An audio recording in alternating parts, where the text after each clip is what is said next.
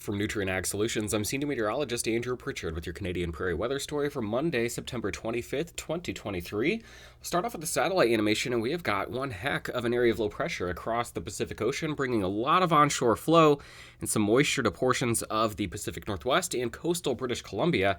Some high elevation snow ongoing with this one as well, and we're going to finally see some of this jet stream support make its way into the prairie. That's going to bring a much more active pattern here, not looking at widespread soaking precipitation, but turning up the dial on the chance for some showers and maybe some thunderstorms across the prairie here, as again we see a couple of disturbances ride this active jet stream flow across the prairie. We're going to see temperatures trending down in the week 2 time frame as well. We'll talk about all that here in the next 5 to 10 minutes.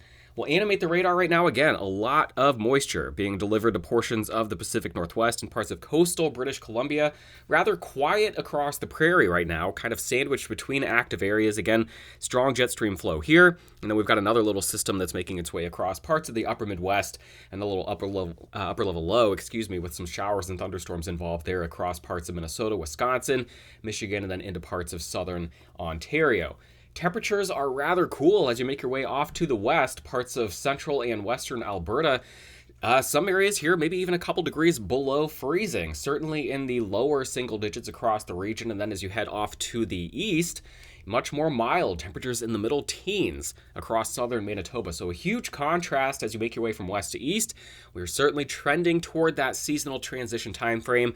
We're going to move away from everyone having universally, the same temperatures and the same weather conditions going on. We're going to start to bring in that variety to the prairie as we trend deeper into fall. Now, it has been rather dry across the region. We're looking at the last 7 days of precipitation. Again, we had a system bring some showers and storms to areas along the U.S.-Canadian border. We've continued to see corridors of showers and thunderstorms across portions of central and western Alberta as well. A lot of other areas generally on the dry side over the last 7 to 10 days. As you look at fire weather conditions here, both the fire risk and current hotspots, we have seen a bit of a reduction in hotspots across portions of British Columbia into northern Alberta. That is good news. We hope to continue to see that trend. A few new hotspots across north central Saskatchewan, and this really showed up on satellite yesterday. I'm going to go ahead and animate this, and this is the location of the hotspots. And as the animation plays, we'll get this to go one more time. You can see the flow of the atmosphere here and the smoke caught within that coming around the area of high pressure situated north of that low in the upper Midwest. So we'll animate this one more time. You see the smoke from the fires here caught in the jet stream there, luckily flowing north away from the prairie right now, so not dealing with the impacts of any dense smoke. Now, as you look at the ensemble forecast of the next 7 days of precipitation, so this is a smoothed out look at what things are going to be doing. Again, a lot of heavy precipitation across coastal areas, but as we get into the middle and later part of the week, precipitation chances start to tick upward across the prairie.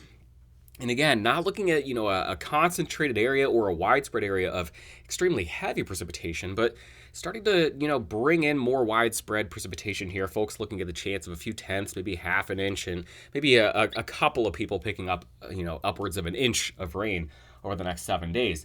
Now, jet stream flow on Monday morning. Again, here's this big extended area of strong jet stream winds, kind of this big jet extension, we would call it, coming around the base of that low, kind of around the base of the upper level low right here. And then again, where the winds come around the base of that trough and then fan out, that is where we get rising motion in the profile of the atmosphere. And rising motion there, that gives us storm systems, cloud cover, precipitation. So this all follows that this is right where the active area should be as we get the week started. Now, what's going to happen over the next 7 days? Well, we start to lose this classic look as the trough begins to kind of inch its way inward. And so we don't have like that real defined, area of upper level divergence is what I'm trying to say. Trying to find a simple way to say that, where the jet stream winds are speeding up and fanning out. We've kind of got just this broad area of fast flow with little disturbances embedded within it. So if you can kind of focus right in this area, see that area of orange color, that is a little shortwave that is rounding the base of the trough, and then you see it lift into the prairie right here. Now, this would bring an enhanced chance for some showers and thunderstorms across the region as it does so. This would be late Wednesday.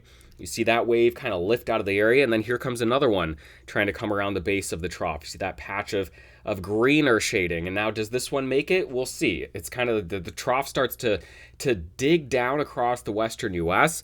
We've got a subtropical jet stream component, which is very typical of El Nino, and this is more and more what we expect to see, or should expect to see, as we head deeper into this El Nino fall and El Nino winter, which is the subtropical jet here.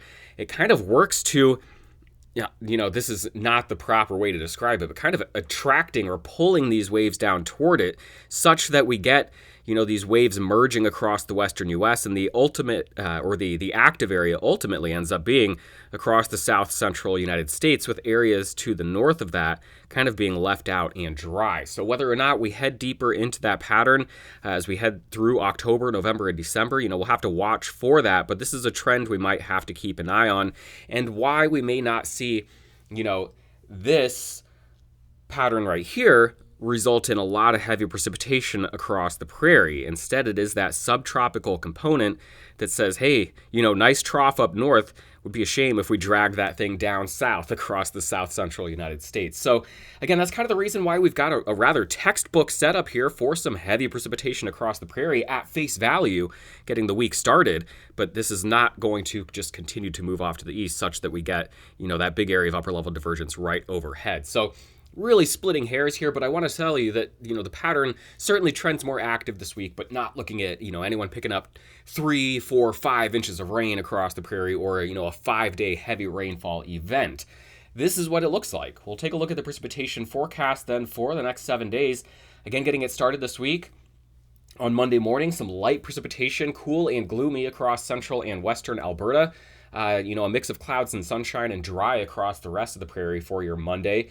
This is now Monday night into Tuesday morning. This is now Tuesday afternoon and evening.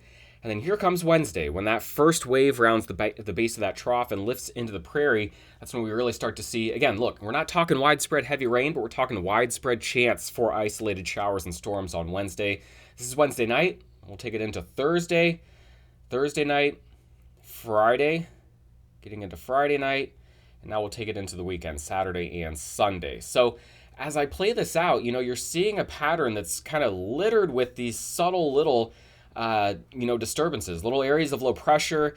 These are, embedded waves within the jet stream, within that broader trough overhead. So kind of giving you an idea here, it's going to be a bit more of an unsettled week, a little bit more cloudy, maybe a chance for showers and storms every couple of days, but just simply cannot guarantee that you're going to end up under a downpour. So if you've got harvest activities finishing up, this is just a trend toward, the door may be closing there, but this is not the door slamming shut this week by any stretch of the imagination.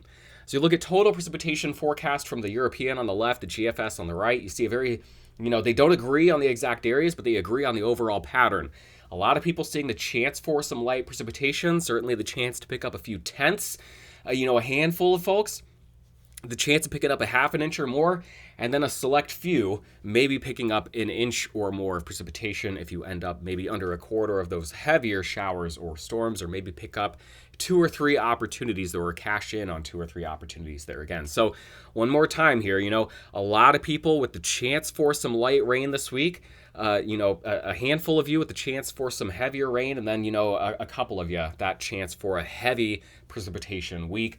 Another way to look at that here with the ensemble probability of picking up a half an inch or more of total precipitation over the next 10 days. I apologize. So this is through October 4th. And again, you really just see broadly across the prairie, we're talking about anywhere from 30 to 70% chance of that heavier rain. Better chance here as you go toward the higher elevations in western Alberta, maybe lower chance here in some of the areas that have, over the last 2 to 3 months been more active. Lower 30 to 40% chance across parts of central Alberta, west central Saskatchewan. And then as you make your way further to the east, where we maybe see more of these short waves lifting into the area, across the Great Lakes, parts of the eastern prairie, perhaps a little higher on that scale, getting into the 60 to 70% chance. But anyway, We'll move on here, talk about the temperatures real quick, and wrap up this forecast video. I've really probably spoke too much on the precipitation forecast here. As we run this out, we'll see pretty typical late summer, early fall temperature variety or variability over the next 5 to 7 days, but it's really as we head into days 10 to 15, October 5th through the 10th, we're starting to pick up on a stronger signal for an actual transition toward a colder pattern across at least western portions of the prairie. So what that looks like here is we take a look at our select few cities here the next 10 days, your high and low temperatures.